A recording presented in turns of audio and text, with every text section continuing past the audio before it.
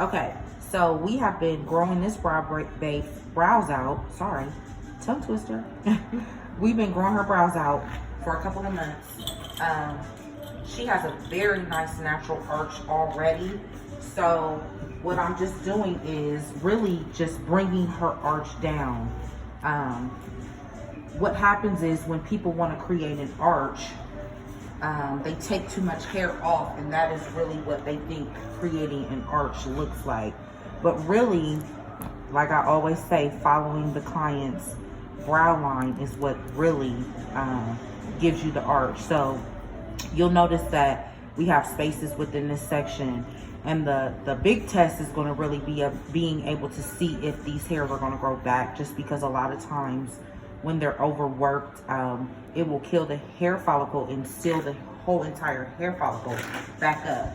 And what I do is I like to keep those spaces regardless of what's going on, just so we can continue to create the shape that is her natural shape. So we're going to continue to follow her brow line.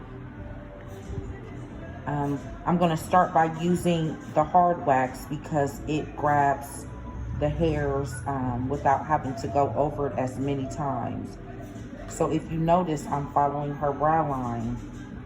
So everything outside of this section will go with the wax strip.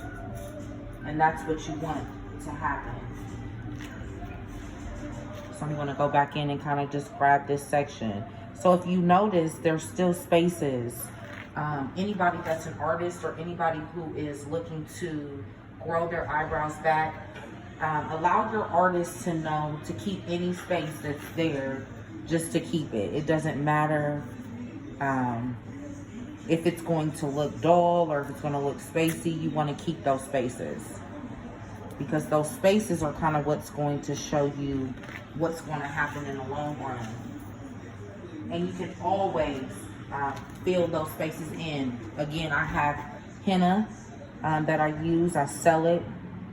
There's definitely brow pencils that I'll talk about on the YouTube channel to help you all with growing your brows back, because there are definitely certain brow fillers that you want to use and not use. So again, you see that there's spaces, and I'm going to continue this video by filling them in, because I want you all to see that part.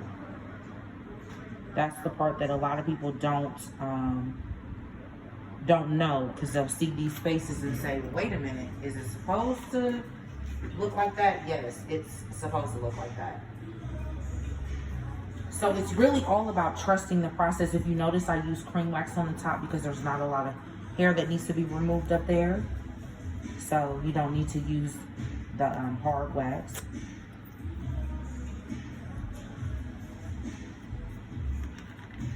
Because of her previous process of hair removal, it has really changed the texture of her brow hair. So we're again trying to get that flow back right. So I'm not doing a lot of trimming. Her brows are extremely straight now, and we're going to work with that until that changes, and it'll change over time. So I am going to use the henna to fill her brows in.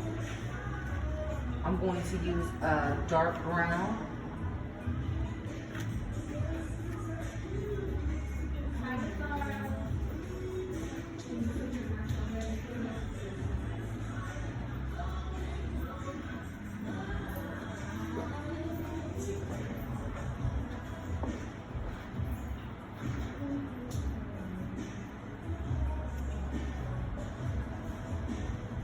So I'm using a brown black mixture.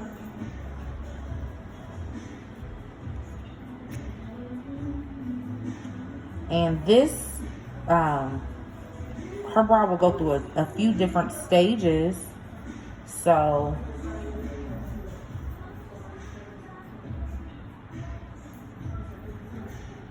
hi, Dayla.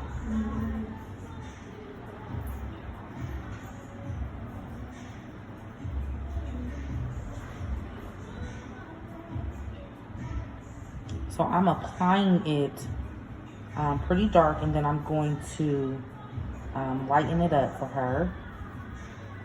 You have to kind of know your client, know what they do, don't do. She's not a makeup wearer all the time, so to leave your client with dark brows is just not fair.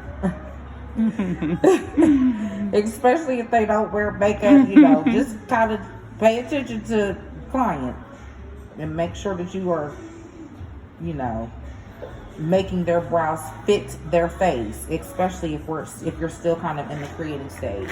So I am going to leave that on.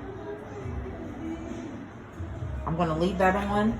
I'm going to let it sit, and I'll show you guys a picture at the final round.